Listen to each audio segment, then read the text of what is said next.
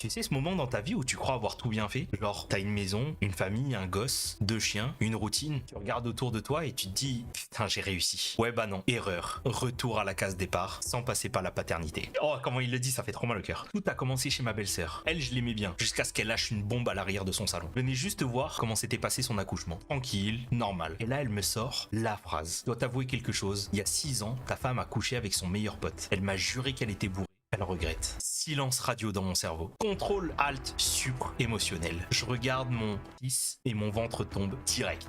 Il a emmené faire un test ADN sans rien dire. Comme un mec qui va chercher son destin dans une enveloppe scellée. Résultat, 0 pointé. Pas mon fils, pas mon sang, pas mon nom de famille. Je le regarde différemment. Pas en mode haine, pas en mode vengeance, juste comme si je le reconnaissais plus. Comme si j'avais hébergé un coloc de 6 ans pendant toutes ces années. C'est dur, hein. C'est dur de dire ça. Il a quand même élevé, tu vois, pendant 6 ans, frère. Mais après, je peux comprendre qu'il le voit plus comme son fils. Je peux comprendre. Le soir, je confronte ma femme. Calme, preuve en main, gosse endormi dans sa chambre. Elle me demande, qui t'a dit ça? Je réponds, c'est pas ton problème. Elle connectera les points toute seule. Mon job, c'est pas de faire les maths à sa place. Je lui dis que je veux divorcer. Elle tombe des nues, genre choquée que ça ait des conséquences. Non, mais l'audace. Comment ça? Elle jure que depuis, elle m'est fidèle, corps et âme, qu'elle était saoule, que c'était pas elle, c'était le rosé. Ah, bah si c'était le rosé, alors. Moi, je dis rien. Pas parce que je la crois, mais parce que je veux pas d'embrouille avant que le juge dise, c'est bon, c'est terminé. Clou du spectacle. Elle me menace. Je vais demander la garde exclusive. Prends ton gamin, moi je garde les chiens. Mes chiens, adoptés ensemble il y a 8 ans. Eux au moins, je suis sûr que c'est les miens.